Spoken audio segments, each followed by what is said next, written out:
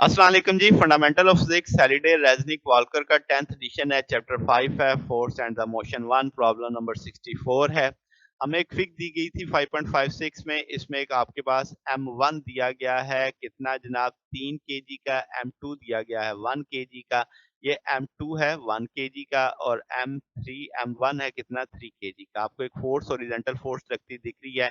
अब ये एक इंक्लाइंड सरफेस पे पड़ा है जो कि 30 डिग्री के आपको बताया गया है। फ्रिक्शनलेस पुली का जिक्र किया गया है। मैग्नीट्यूड ऑफ हॉरिजॉन्टल फोर्स जो है वो 2.3 न्यूटन है, यानी ये फोर्स भी दे दी गई। व्हाट इज द टेंशन, हमसे इस रस्सी की टेंशन पूछी जा रही है। लार्जेस्ट वैल्यू ऑफ फोर्स बताई जाओ कि विदाउट क्वाड बिकमिंग स्लैक। वो कहता है फोर्स इतनी ज्यादा ना हो जाए कि यहाँ पे टेंशन ही खत्म हो जाए, रस्सी में स्लैक आ जाए। वो वैल्यू बताओ जब तक आपके पास लार्जेस्ट वैल्यू के स्लैक पैदा होने से पहले पहले तक कितनी फोर्स यहाँ पे लगाई जा सकती है। तो पहले हम इसकी फ्री बॉडी डायग्राम बना लेते हैं। अब आप देख सकते हैं m1 का वेट डाउनवर्ड होगा, हॉरिजॉन्टल फोर्स टेंशन इस जानिब आ जाएगी। अब आपके पास इसने उसको रस्सी को ऊपर उठाया हुआ तो टेंशन अपवर्ड होगी, वेट नीचे होगा। वेट के कंपोनेंट आपको दिख रहे हैं, ये वो थीटा दिख रहा है। अब अगर हम बात करें m2g sin theta minus T, तो m2g इस तरफ है और आपके पास t किधर है, अपवर्ड है। t m2a, यानी इसका मतलब ये हुआ कि ये नीचे की जानिब जा रहा है, डोमिनेंट फोर्स नीचे की जानिब है। फिर f प्लस टी बराबर है m1a के, क्योंकि f भी इधर है t भी इधर है, तो दोनों फोर्सेस इधर हैं, तो आपके पास m1a आ जाएगा।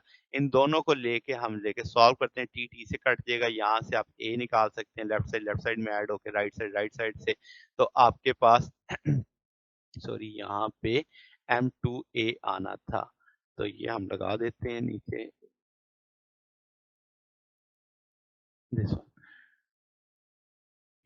तो यहाँ से a कॉमन ले लेंगे तो m1 प्लस m2 हो जाएगा, ये dt से कैंसिल हो जाएगा। अब आप यहाँ से a निकाल सकते हैं, तो वो a आपके पास यहाँ पे निकलेगा। अब आपको f भी पता है, m2 भी पता है, g भी पता है, थीटा भी पता है, m1 m2 दोनों पता है। सारी वैल्यूज को प्लेस कर लेंगे, 1.8 मीटर पर सेकंड आ जाएगा। तो आप a की वैल्यू को लेके हम ऊपर चले जाते हैं। यहाँ से हमें t चाहिए क्योंकि उसने हमसे टेंशन पूछी है, तो किसी एक वैल्यू में हम वैल्यू डाल देते हैं। f भी पता है, हमने इक्वेशन 2 में डाल दी वैल्यू, तो 2.3 एफ भी पता है, m1 भी पता है, ए भी पता है, तो 3.1 न्यूटन आ जाएगी। अब वो कहता है क्रिटिकल केस बताओ कि एफ अपनी मैक्सिमम वैल्यू पे पहुंचे और टेंशन जीरो ना हो, यानी स्लैक ना आए वहां पे।